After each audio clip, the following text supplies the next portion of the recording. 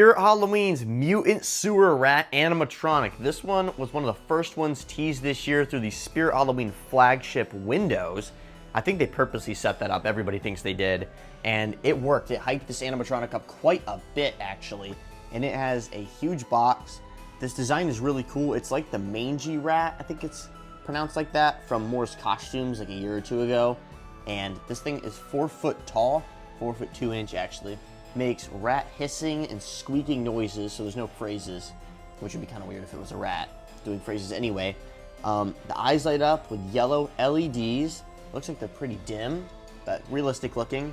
And the head moves side to side with the mouth that opens. I'm so glad the mouth opens. A lot of these props have had static mouths recently. So there's the other side of the box. The back says right here for indoor or covered porch use only. They've been using that term this year. And the box is a little weird. They don't have the new type of design. I think this thing was for last year because it doesn't have the square right here. And it doesn't have the Jack the Reaper QR code thing right there as well. It has the little one there. But we're gonna get into the unboxing of this. First thing is the huge instructions. All these other companies besides Spirit have small ones. It's always great to have big instructions where you can actually see the images. And then this tail, which is a fabric. Has a 4-cut connector right here. And then we got the clothing bag.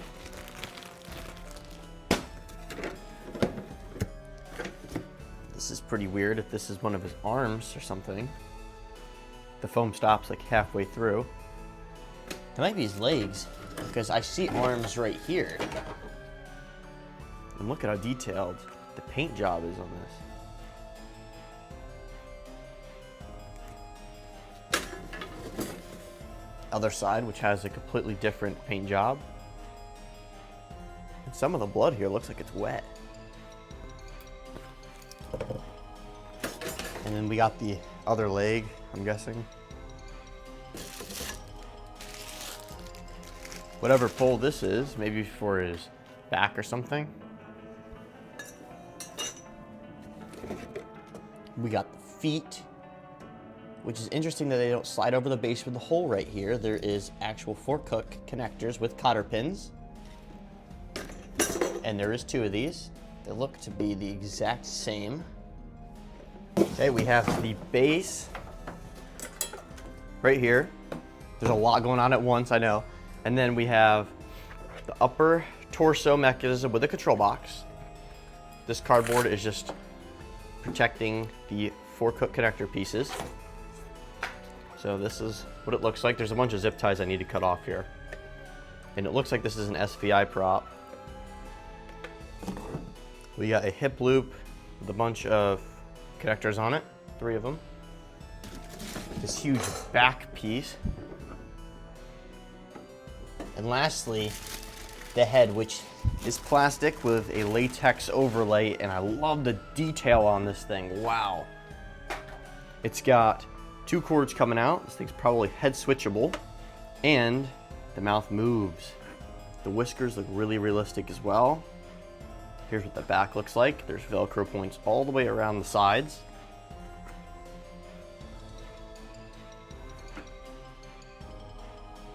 Can't forget the adapter in here as well, which is a 6-volt 2-amp adapter. Here's an overview of all of the parts, starting with the head, both arms and hands, the back piece, pole, the base, 2 legs, the hip piece, both feet, the tail, main mechanism with control box, upper torso, power adapter, back mold piece, instructions, and both sets of clothing. To begin with the build, we have this pole right here, with that 4-cut connector, and it snap locks into the base pole. Once that's in, we have that connection, which we are going to put this on, but after the clothing. So we're starting with the pants, and there is a hole somewhere right here in the middle, and that's going to go right over this. And you put those all the way down and then connect that on. And it needs to go this way. So these will be for the feet to connect, and this will be for the tail. There is 2 pieces of foam on these legs. I don't know why it doesn't go all the way down, but you're gonna stick this piece into the legs and make sure you don't go through the loop, but on the outside.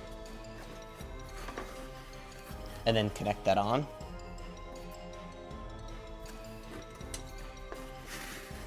I'm now gonna feed it up through the leg.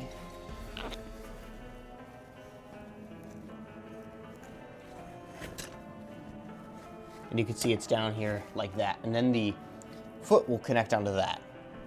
Same thing on the other side.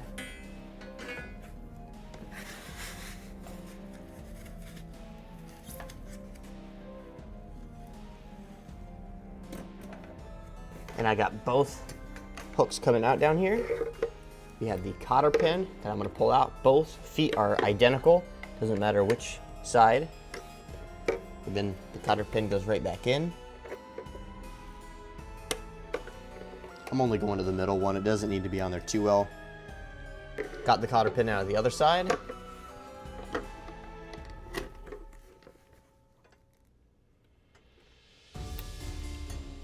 That's what it should look like. And then I'm pulling this over. And I'm gonna make this fabric look a little bit better for the demo, but for now we're just barely getting it over. And I'm sure I'm gonna mess with it a million more times. Here's the cool part, the mechanism. And now we gotta get this back piece on.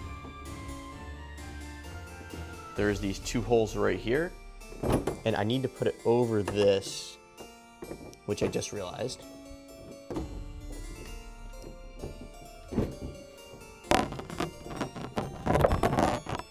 It's important to leave this plastic on so it doesn't get caught in the mechanism like the fabric. I pushed mine out of the way like this to get this metal by, and then that will go all the way down on both sides.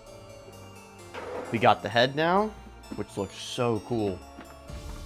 Snap locking it in. And then we have 2 wires to connect. Going to start with the green one. And then the red one.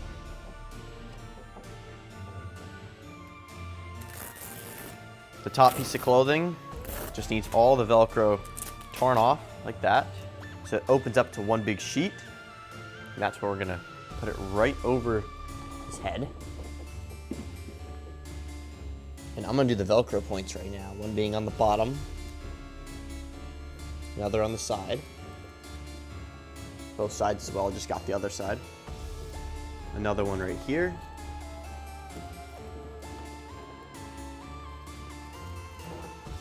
And now spinning it more, we're gonna get the IR sensor plugged in. It's just a little bit of Velcro.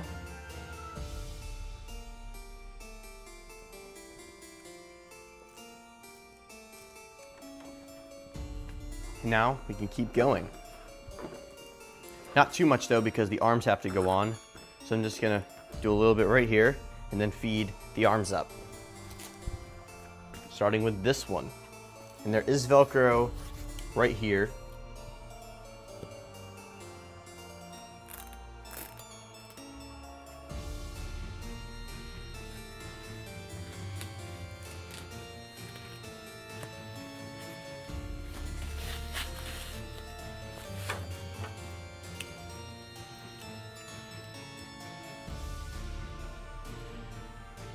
And there's that piece I'm gonna stick on. This prop is pretty much just a bunch of Velcro. And now undoing that up there. And you can see the fork hook easily going right there.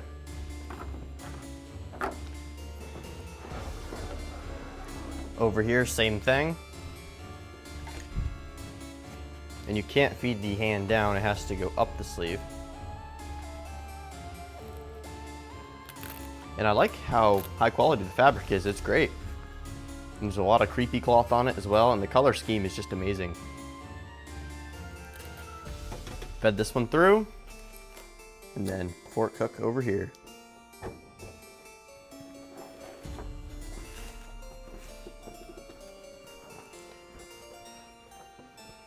Now up top, it's just a huge strip of the Velcro. And you want to line it up perfectly.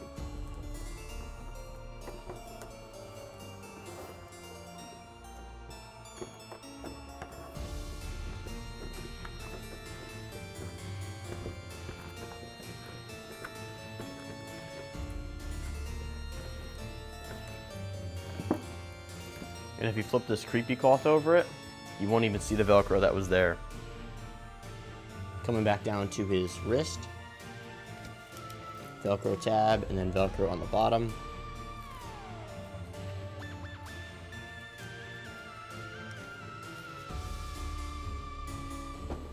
And now we're gonna plug the adapter in. For the adapter, it's a really long one, which is great. This prop is made by SVI, I'm like 99% sure. You got the adapter plug in here. You got always on, off, or step pad, and then the sensor. I'm gonna do always on, the volume about 75% of the way up, and now we're gonna put the tail on. This thing will wrap around to the front of the prop, and then finish up Velcroing.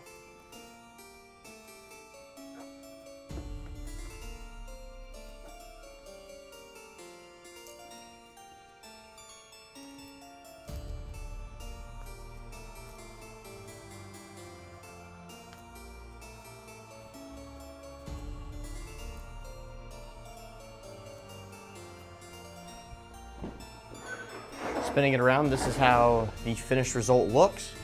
I think it would have been really cool if he had some hip movement down there that rotated the entire rat animatronic, but he still looks really awesome. And now we're gonna get on to his demo.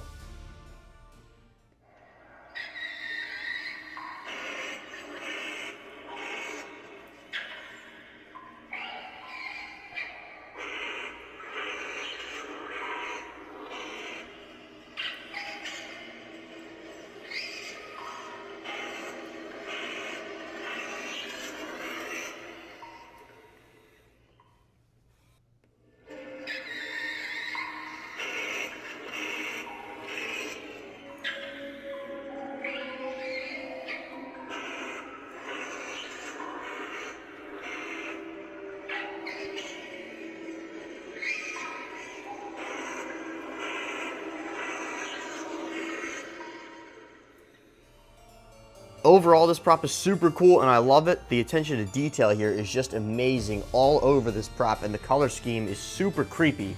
He's a great size and he's got everything that you really want on a prop. Some movement, the light up eyes, and a moving mouth.